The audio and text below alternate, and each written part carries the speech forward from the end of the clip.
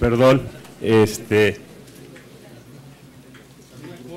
ya tengo aquí una larga lista que encabeza el senador Guadarrama, el senador Ulises Ramírez, el senador, ¿es correcto? Ramírez, el senador Tomás Torres y Adriana González Carrillo y Manuel Velasco. Esa sería la primera ronda.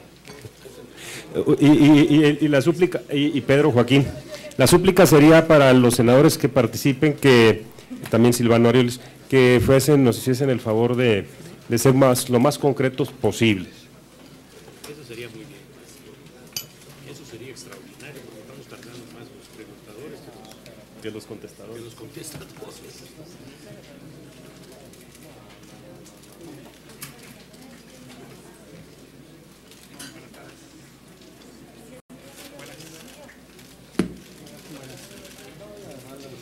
Emilio Álvarez y Casa Longoria, sea usted bienvenido. Conforme a las reglas de la convocatoria, dispone de 10 minutos para su intervención. En forma posterior, los senadores tendrán su participación. Usted, por la pregunta, tendrá derecho a contestar durante 3 minutos. Así que se encuentra ya en el uso de la voz. Gracias. Muy buenas tardes a todas y todos. Es un gusto saludarles. Y quisiera iniciar agradeciendo al Senado no solo este espacio, este proceso, que en suyo es un signo importante para el proceso que hoy vivimos de sucesión a la titularidad de la Comisión Nacional de los Derechos Humanos, en términos de un proceso transparente, en términos de un proceso abierto. Mi reconocimiento a las y los senadores que han decidido abrir a la República este proceso. Muchas gracias. Y también decirlo porque forma es fondo en términos de una normalidad democrática que requiere justamente que las instituciones de la República se relacionen así con sus electores, pero también con las instituciones. Y permítame hoy, 19 de octubre, hacer una seña importante en términos de nuestra historia y del movimiento de los derechos humanos. En un día como hoy, hace 8 años, se encontró sin vida el cuerpo de Digna Ochoa. Y no voy a discutir las causas de su muerte, eso lo dirá la autoridad competente. Lo que sí toca traer a memoria son las causas de su vida. Junto con ella, Norma Corona y muchos otros defensoras y defensores de derechos humanos que en todo el país, en los derechos civiles, en los derechos políticos, en los derechos sindicales, han contribuido a construir parte del proceso democrático. En su memoria y la de muchos otros, nos identificamos, un movimiento de derechos humanos del que yo formo parte, del que me siento heredero por la lucha de mis padres, de José y Luzma, que me forjaron como parte de la herencia de la búsqueda de la congruencia como norma de vida. Y eso es parte de lo que me tiene aquí hoy delante de ustedes. También me parece que la elección del titular de la Comisión Nacional de los Derechos Humanos nos sirve para hacernos una pregunta. Y la pregunta es, ¿qué queremos como país en materia de derechos humanos para los próximos 5 años? No se trata solo de elegir a una persona que conduzca una institución, se trata de ir más allá y claramente, con una visión de Estado, tratar de responder a un complejo proceso, a una agenda difícil, a un contexto que nos desafía en la materia de los derechos humanos. Y por eso es que estoy absolutamente convencido de que se hace necesario en este proceso de toma de pulso esta discusión amplia, plena, oportuna. Y vale la pena que nos hagamos también la pregunta de qué ha pasado en los últimos 40 años. Porque hace 40 años hablar de derechos humanos no es lo que hoy era.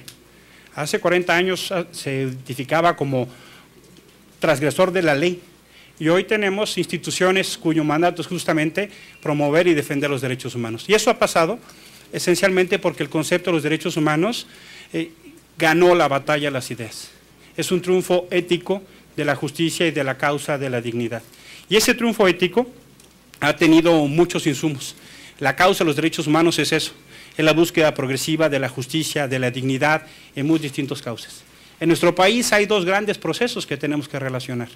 Uno primero es cómo en los últimos 35 años nos hemos dado como mexicanos más de 15 instituciones que tutelan derechos específicos. Se ha dado una lenta, constante y paulatina transformación del Estado mexicano con enfoque a derechos.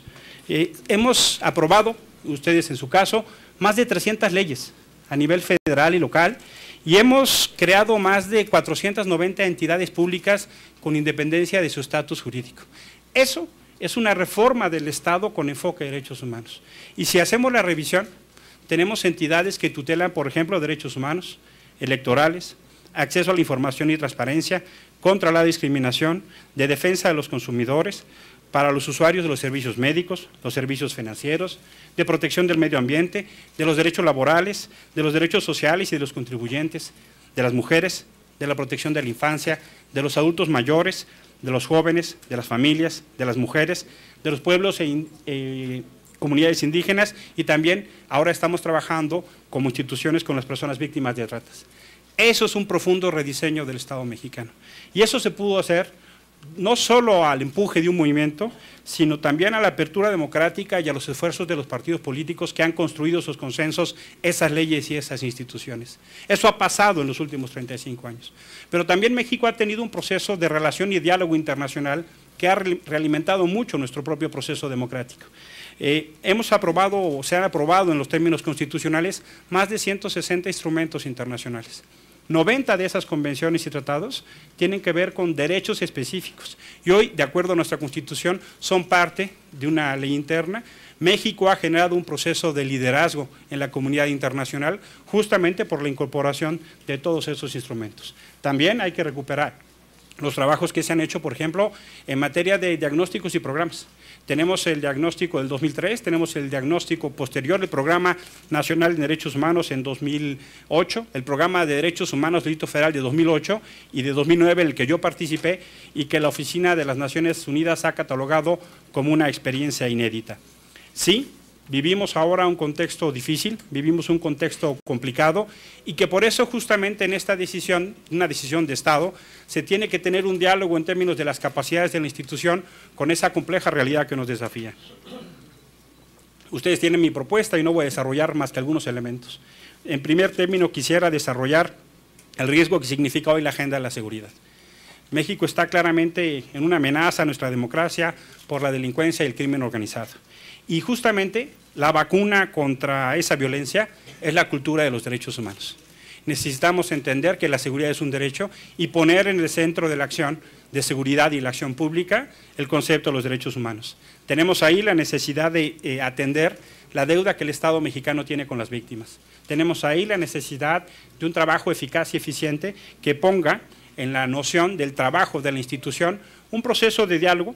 La CNDH tendría que generar un proceso de diálogo con el Ejército, con las fuerzas de seguridad y con distintas otras entidades para promover y construir políticas públicas que fortalezcan al Estado en esta materia. Y también deben dar a entenderse que las investigaciones de la CNDH son, en materia de las denuncias contra servidores públicos del Ejército, de otras instituciones de seguridad, son justamente instrumentos para atender los casos, no para dinamitar a las instituciones. Se tienen que generar los procesos que separen y que generen la condición para que el Estado fortalecido enfrente este riesgo que todos vivimos como sociedad. Y ahí surge con mucha necesidad la pertinencia a la complementariedad de las agendas de la seguridad nacional, la seguridad pública y la seguridad ciudadana. También hay un tema crítico en materia de un desafío de la crisis económica que vivimos y eso pone por delante la necesidad de que nuestra democracia signifique que las personas puedan ejercer sus derechos económicos, sociales, culturales y ambientales. Esa democracia que signifique que se fortalezca la vivencia de nuestros derechos y no como hoy sucede que la mitad de nuestra población está en pobreza. Hay elementos preocupantes, por ejemplo, en términos de una crisis alimentaria, hay elementos preocupantes en términos de una pobreza que también tienen que ser entendidos como derechos humanos. Hay desafíos significativos en materia de salud. Las instituciones de salud son una de las más denunciadas en la Institución Nacional de Derechos Humanos. Hay un contexto de discriminación, no solo para las comunidades indígenas, las mujeres y otros grupos de población que necesariamente tienen que ser vistos desde la óptica de los derechos humanos. Por supuesto, hay una serie de riesgos en la agenda del medio ambiente. Solo subrayo la problemática del agua. Preocupa también lo que está pasando con las y los periodistas en este país y en particular con las y los defensores de derechos humanos. La semana pasada la Oficina de la Alta Comisionada presentó un informe en la materia que llama no solo a la preocupación, sino a la necesidad de acciones específicas. Hay otra serie de agendas